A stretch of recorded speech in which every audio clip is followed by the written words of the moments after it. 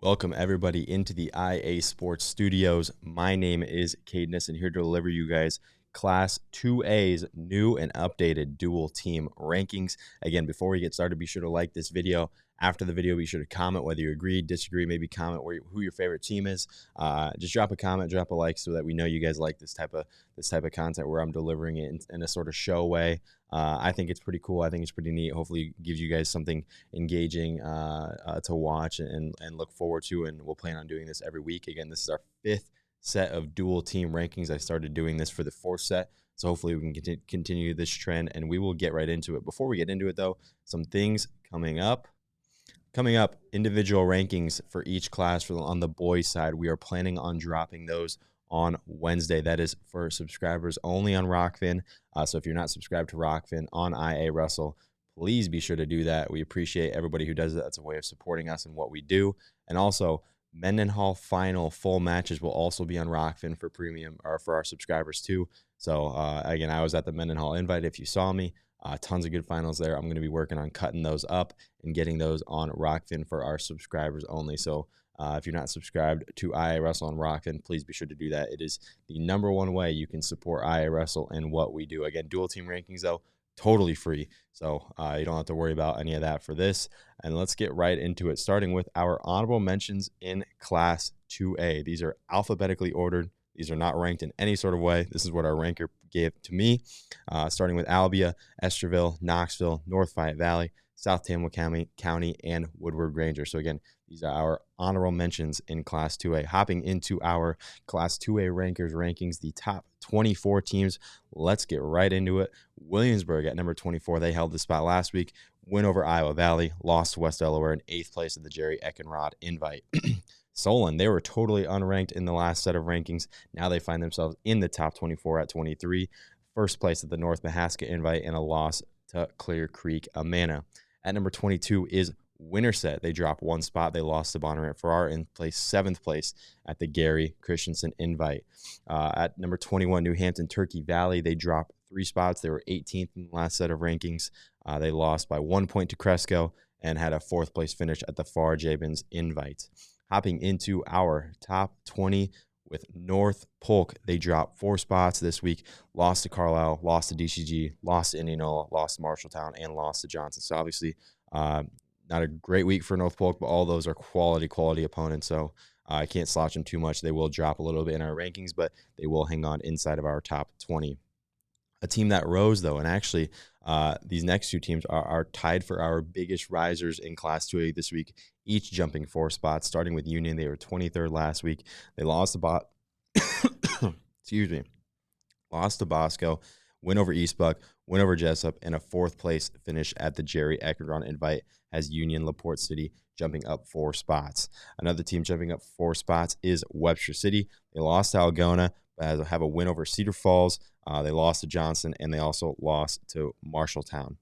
At number 17 is Carroll. They jump up 2 spots. They were 19th in the last set of rankings, had a win over Kemper, and an 8th place finish at the Roland Dyer Invite in Atlantic. Hopping into our top 16 with Decorah.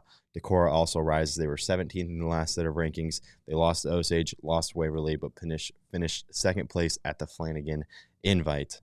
At number 15 is Burlington Notre Dame. They did not move. They held this spot in the last set of rankings. They had a win over Albia and a 2nd place finish at the Farr Jabins Invite.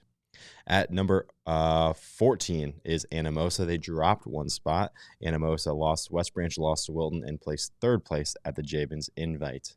At number 13 is Independence. They dropped 3 spots. The Mustangs do. Had a win over Clear Creek Amana, lost to Benton. They had a win over Western Dubuque and placed 3rd place at the Jerry Eckenrod Invite. At number 12 is Benton. They rise 2 spots. They lost to Clear Creek Amana, but had a win over Independence. At number 11 is Hampton Dumont. They placed first place at the Flanagan Invite. That will have them moving up 1 spot in this set of rankings.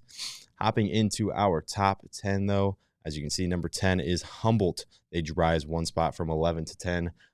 To get themselves into the top 10. They placed for 5th place at the Roland Dyer Invite. Again, Humboldt rising 1 spot into the top 10 for this set of rankings.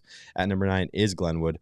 they kind of take a little bit of tumble. They were number 4 in the last set of rankings. They now find themselves at number 9 after they lost to Lewis Central, lost to Shenandoah, and placed 5th place at the Roland Dyer Invite.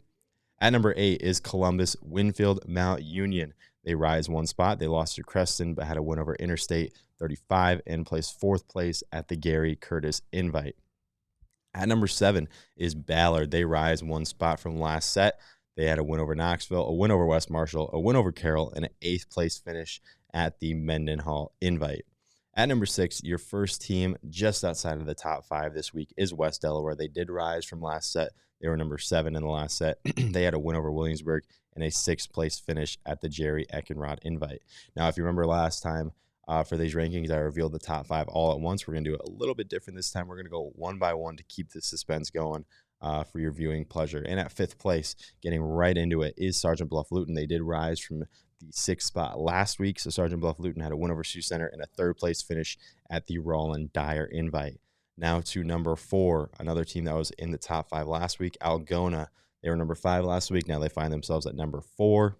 I guess not last week, last set, I should say. Algona, they had a good week. Win over Garner Hayfield. They had a loss to Osage, then bounced back with a win over Webster City and a 1st place finish at the Clear Lake Invite.